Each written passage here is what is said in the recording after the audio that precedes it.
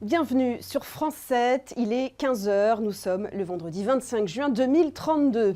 Un pic de température a été atteint aujourd'hui avec 50 degrés.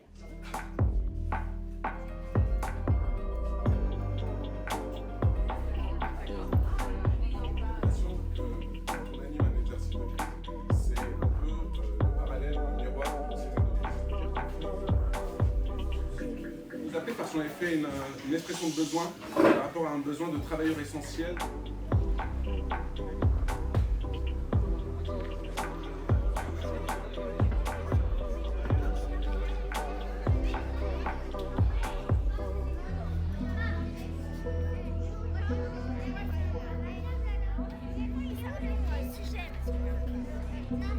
Les tunnels sont des lieux particulièrement intéressants parce qu'ils sont naturellement rafraîchis. Ils sont stables en température toute l'année. Ce n'est pas une diminution de quelques degrés par rapport à l'extérieur, c'est qu'il fait à peu près 20 degrés toute l'année à l'intérieur.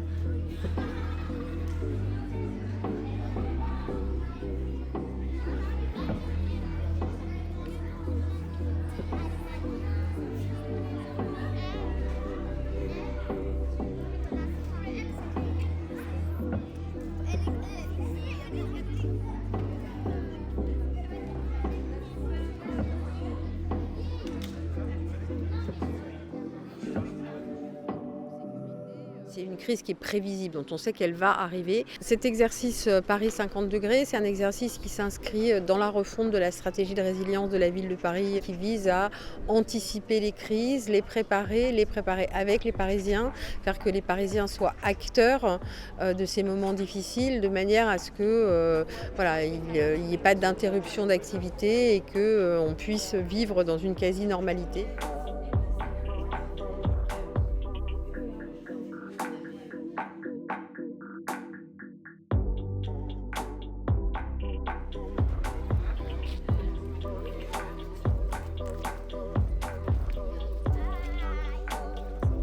Le but ensuite, c'est de créer des sous-événements, comme l'arrivée des pompiers ici, pour gérer des problématiques qu'on pourrait avoir dans des lieux refuges, comme du monoxyde de carbone. Donc là, on va voir les pompiers qui arrivent ici avec des bonbonnes de gaz, qui peuvent intervenir dans les meilleures conditions pour faire une levée de doute ici de monoxyde de carbone, pour être sûr que le lieu refuge est un lieu refuge viable pour des enfants ou des personnes âgées.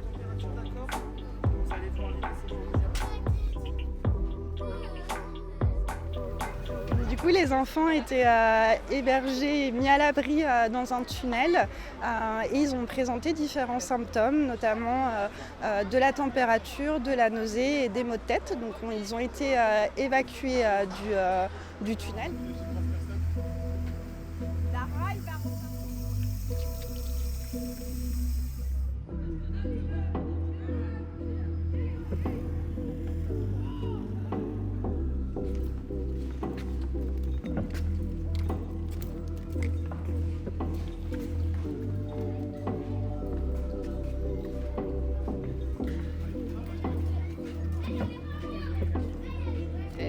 The fact of the matter is that climate change is here, it's here to stay.